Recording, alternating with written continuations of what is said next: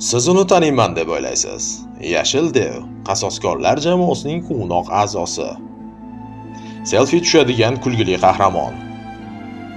Ammo bu shunchaki niqob, aldamchi bir tasvir. Haqiqiy xalq esa dafn etilgan. Marvel bizdan berkitishga uringan fojia.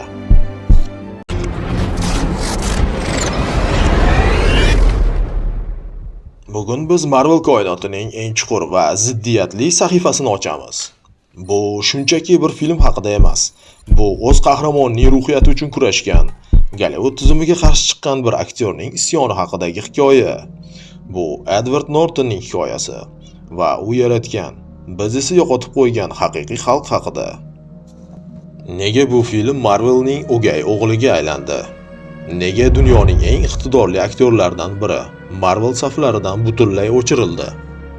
Haqiqat siz kutgandan ancha chuqurroq. Edward Norton bu shunchaki aktyor emas. U xameleon. U har bir obraziga o'zining bir qismini beribgina qolmay, balki butun borlig'i bilan unga aylanadi. U perfeksionist. Har bir sahna, har bir dialog, har bir nigoh mukammal bo'lishini talab qiladi.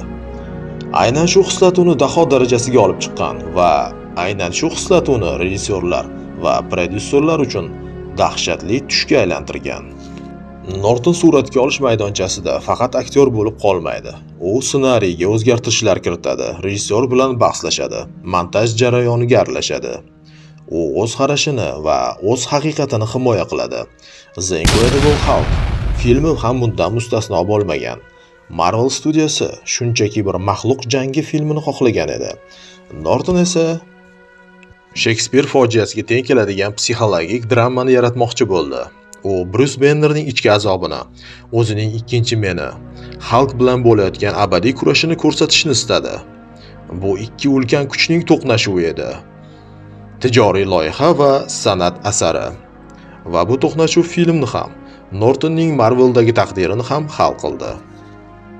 Hulkning asl mohiyatini tushunish uchun uning komiksdagi ildizlariga qaytish kerak. U super qahramon sifatida yaratilmagan. U sovuq urush davridagi atom bombasi qo'rquvi, inson o'z aqli bilan yaratgan maxluqdan o'zi qo'rqishning timsoli. U Dr. Jekyll va Mr. Hyde'ning fojiaviy aksi. Bruce Banner o'zining eng chuqur qo'rquvlari, bostirilgan g'azabi va o'tmishidagi jarohatlarining qurboni. Norton aynan shu psixologik poydevorni film markaziga qo'ygan. U ssenariyni deyarli qaytadan yozib chiqqan. Filmning birinchi qismi Braziliyaning favellalarida o'tishi bejizga emas. Bu joy qonunsizlik, tartibsizlik va doimiy xavf makoni. Bu Bruce Bannerning ichki dunyosining tashqi aksi. U o'zini jilovlash uchun nafas mashqlarini o'rganadi. Pulsini soniya sayin kuzatib boradi. Bu shunchaki jismoniy holat emas, bu ruhiy qamoq. Har bir baland ovoz, har bir turtki uning ichidagi maxluqni ozodlikka chiqarishi mumkin. Film bizga xalqdan emas, balki xalqning chiqib kelishidan qo'rqishni o'rgatadi.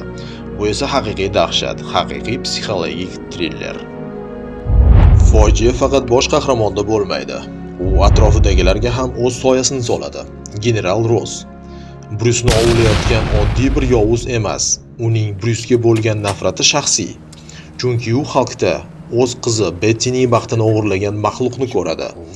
U vatanparvarlik niqobi ostidagi o'zining shaxsiy vendettasini amalga oshiradi. U xalqni qurolga aylantirmoqchi, ammo bu bilan o'zi ham insoniyligini yo'qotib borayotganini sezmaydi. Emil Blonsky Bannerning oyna aksi.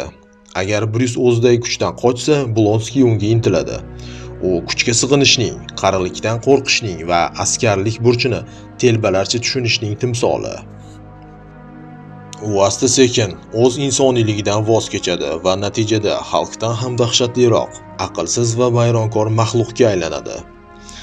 Filmning final jangi bu ikki yashil devning mushtlashuvi emas, bu o'zida insoniylikning bir parchasini saqlab qolish uchun kurashayotgan maxluq va insoniyligidan butunlay voz kechgan sobiq insonning to'qnashuvi. Va keyin hamma narsa o'zgardi. Marvel Edward Nortonning murakkab xarakteridan voz kechdi.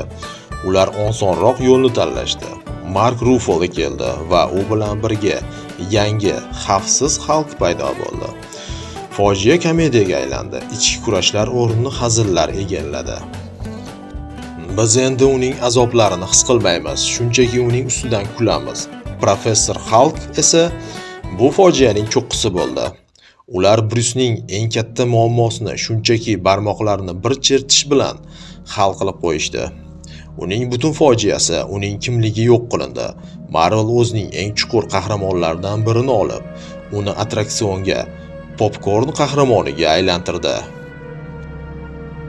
Edward Nortonning Hulk'i bu yo'qotilgan imkoniyat. U bizga super qahramonlar haqidagi filmlar ham jiddiy, chuqur va san'at darajasida bo'lishi mumkinligini ko'rsatgan edi. Uning filmi tomoshabinlardan shunchaki tomosha qilishni emas, balki his qilishni, o'ylashni va tahlil qilishni so'rardi. Balki Edward Nortonning o'zi ham Bruce Bannerga o'xshagandir. Tizimga sig'maydigan, o'z haqiqati uchun kurashadigan va ichida jilovlab bo'lmas bir ijodiy maxluqni olib yuradigan daho. Biz esa tomoshabinlar bu jangda eng muhim narsani yo'qotdik. Haqiqiy, tirik va ziddiyatlarga to'la Hulkni. Siz nima deb o'ylaysiz? Marvel to'g'ri qildimi yoki san'at tijoratga qurbon bo'ldimi? Izohlarda o'z fikringizni qoldiring. Bu men uchun juda qiziq.